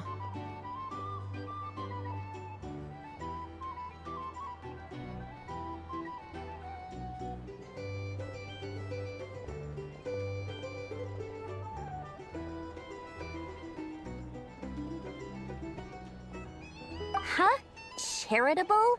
Who said anything about charity? First I'm hearing about it. Let's see. The first plot of land you purchased in Nodcry, your desert interests, and... Stop! What do you think you're doing? Exposing my investment history! It's nothing to hide from. They're all perfectly legitimate investments. And some of the land you purchased was with the intent of building a sanctuary? Yes, I heard about that too. How did you... You're a curious case, Lord Sangama Bay. You don't like people finding out about your good deeds, do you? But I'm afraid no matter how hard you try to keep things under wraps, where there's a will, there's a way. You did it for Sumeru, didn't you? It was empty land that was gonna go to waste otherwise. I figured if I built something there, it might at least get some use in an emergency. Disasters are capricious things. They strike without any warning. I've lost family to a disaster before, and I don't want to lose any friends or business partners if I can help it. My elder sister used to dream of finding a sanctuary. Somewhere with plenty of food, water, and medicine. Where everyone could live happy lives. It was something I looked into, but after discussing things with the Dendro Archon, I decided on a more effective strategy. The tech people handled the tech, and Moneybags provided the Mora. It just made the most sense. It's a pity that so few people know the truth about you. Everyone says that you view everything in terms of Mora, and all you care about is growing your own wealth. So, what's the problem with that? Everyone wants to be rich. It's human nature. So yes, I love Mora, and it's nothing to be ashamed of.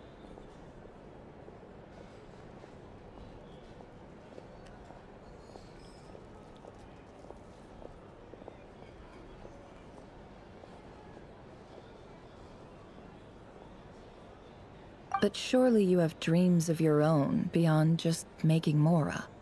You don't get it, do you? My dream is to invest in other people's dreams. And, you know, make a nice little slice for myself along the way.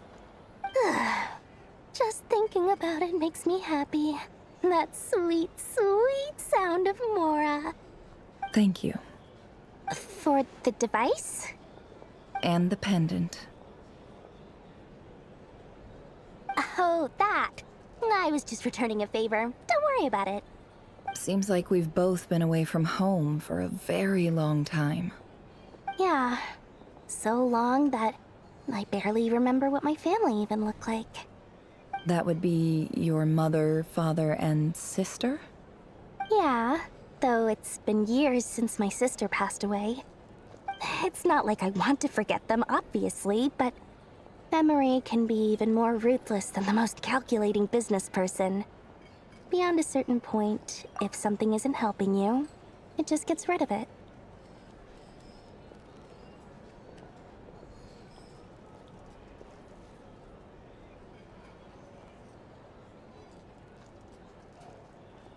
My sister can't help me now.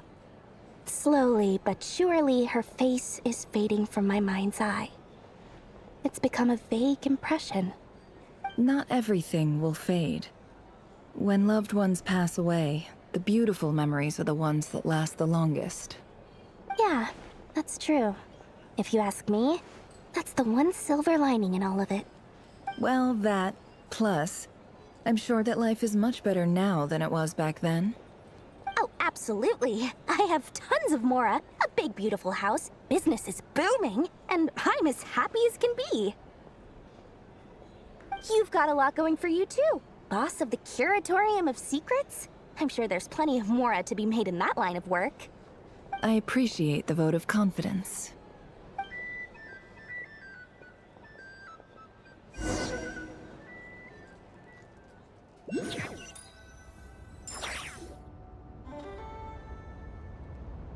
That's the only reason you're here.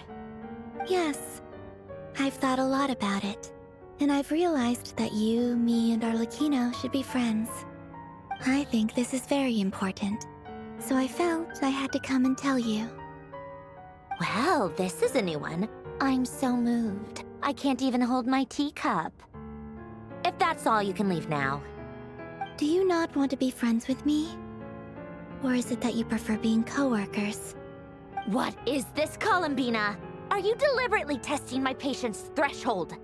Right now, my politeness module is active. But if you say another word, I swear I'll shut it down.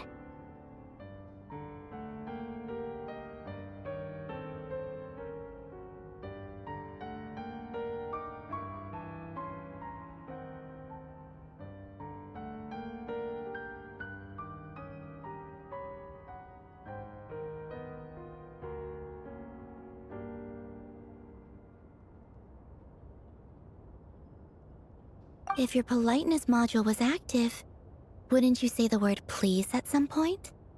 Polonia, please see Lady Columbina to the door. Will you still invite me to your next tea party? What? Yes, I think you will. Bye-bye, dear Sandrone.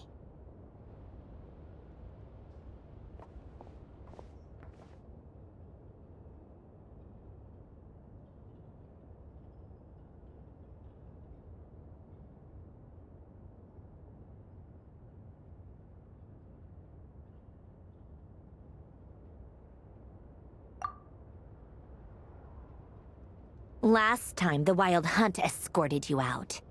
Would you rather I handled it myself this time? see how you were doing now that it's all over. Why? Out of concern for my safety? I hope you didn't seriously think that the Rahier of Solnari would be able to lay so much as a finger upon me, given how prepared I was. Mostly because you kind of helped us out, so we just wanted to check you were okay. Looks like all your robots are fixed, huh?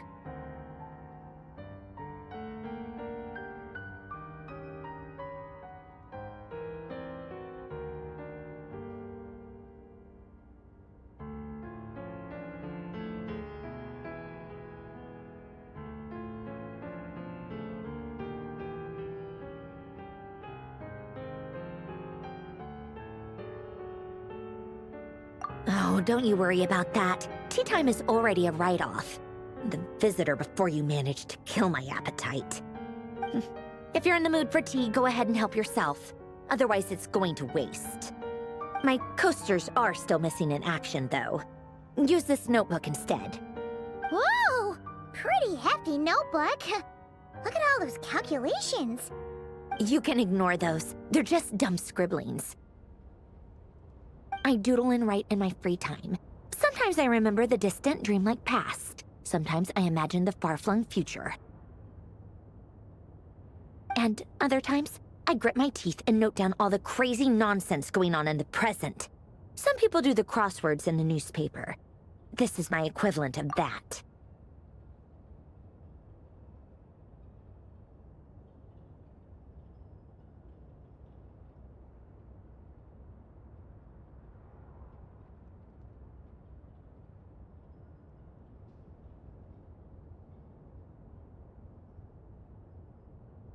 Trying to predict the future is like daydreaming, and writing about the present just makes me furious.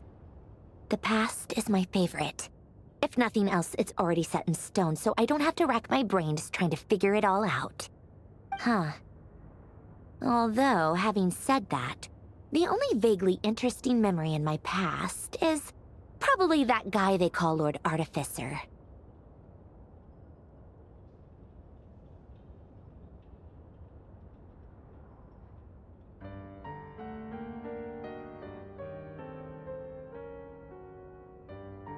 Who else? Pretty much all the mecha and Fontaine are his personal handiwork. Wait, are you saying you know him? Like, personally? As a friend? I mean, I guess we were friendly enough.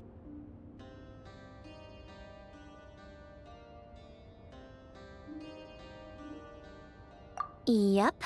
In fact, I'm probably the only normal person left who knew him at all. We used to chat occasionally back when he was still around. Before he passed away, he asked me to destroy all his manuscripts. I honored his request, but I did read through everything first before destroying them. I mean, I couldn't let the genius of Lord Artificer Alain Guillotin disappear like that. Would have been such a waste. So, that's where the formula's in your notebook are from? I just told you. Those are my equivalent of crossword puzzles. They're just dumb formulas that I solve for fun when I'm bored. Alain's work was like epic poetry. The formulas in my notebook are just silly little riddles in comparison. Not that there's anything bad about them. I mean, at least, solving those riddles isn't going to hurt anyone. Except me, 'cause I lose a few brain cells in the process. Anyway, while we're on the topic, I might as well tell you about what happened to him and his friends.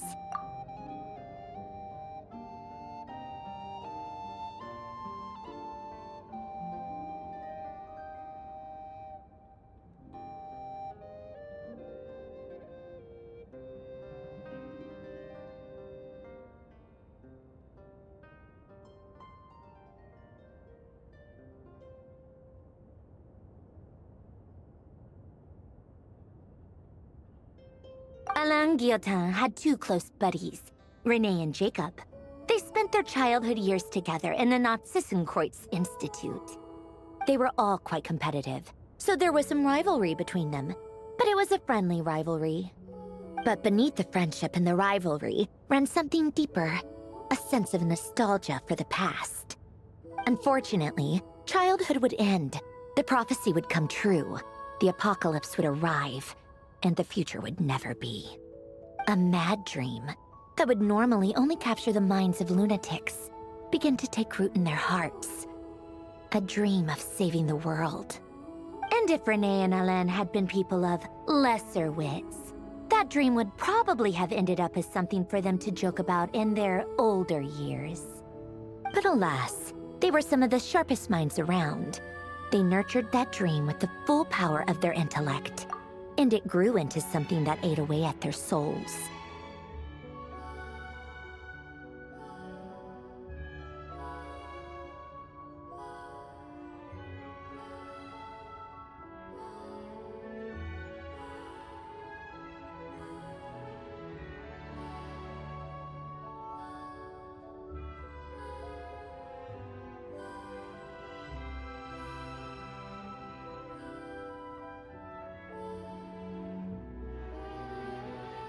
The first of them to fall under its spell was Renee.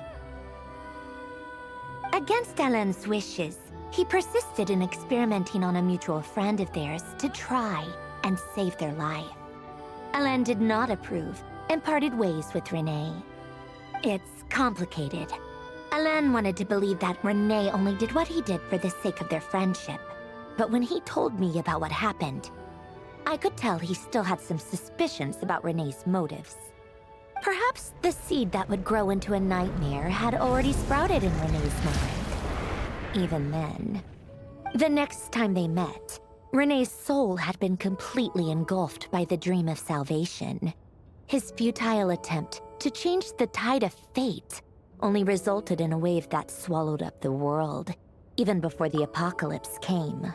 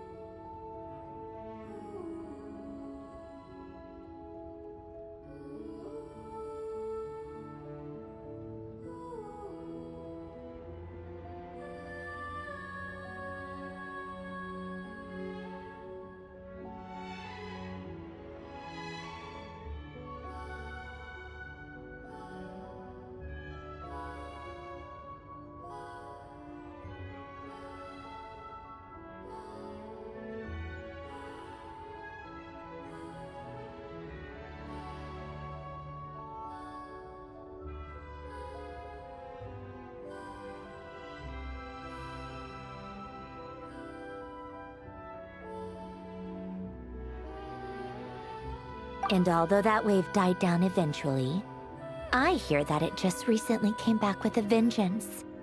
As I understand, Renee wanted to live out his dream of salvation once more.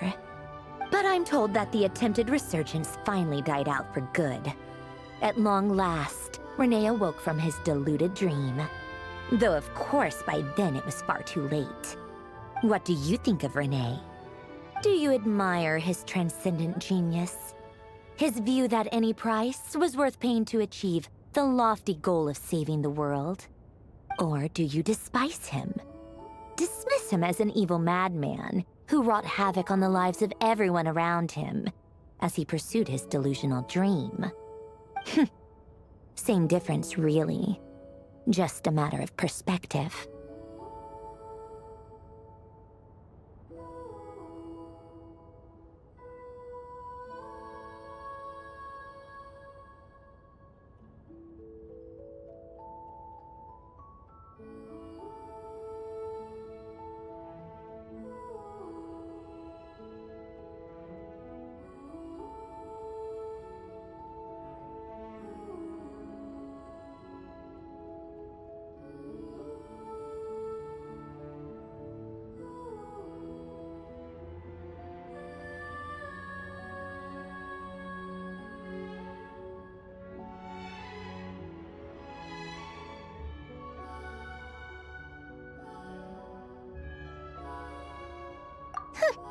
Doesn't surprise me.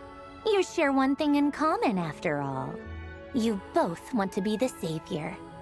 The only difference is, your dream came true, and his, well, he wasn't the one who made it come true.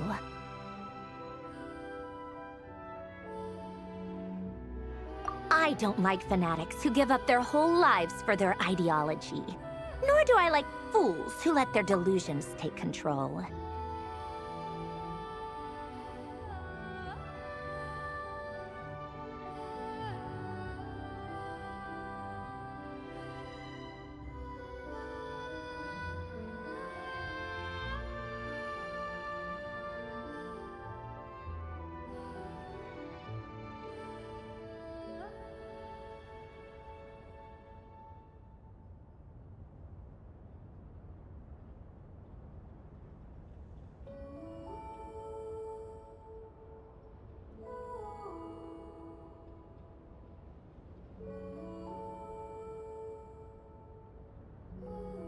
Maybe I could understand if Renee had just been an ordinary person. But he had a sage-like intellect. And still managed to get himself lost in the labyrinth of his own desires. Anyway, that's enough about Renee. Now, moving on to Alain Guillotin, the Lord Artificer. He managed to put a stop to the first storm whipped up by Renee. But after that, Alain lost his friends and family.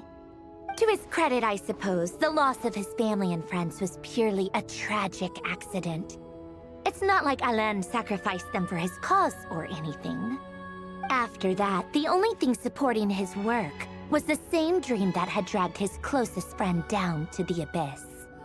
But although the desire to save Fontaine drove him to found the Fontaine Research Institute, Alain continued to reject any form of transcendental knowledge or power.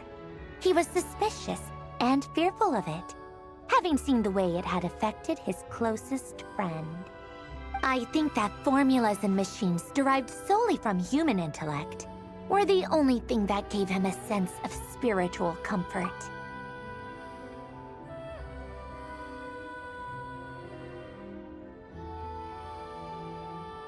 Yet Alain's intellect was simply too great.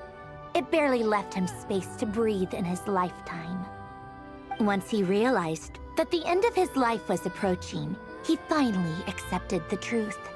The Nazissenkreuz Institute needed someone, and a human being, to see its story through to the end. He quit working on his formulas, trading them in for the fairy tales that had played such a formative role in his childhood, but which he barely touched in his adult life. He told me that the director of the Nazissenkreuz Institute used to read those fairy tales to the children as bedtime stories. Apparently, they worked wonders at sending kids off to sleep. I think that all he wanted at that time in his life was to be able to sleep deeply without being plagued by depression. By that point, nothing else really mattered.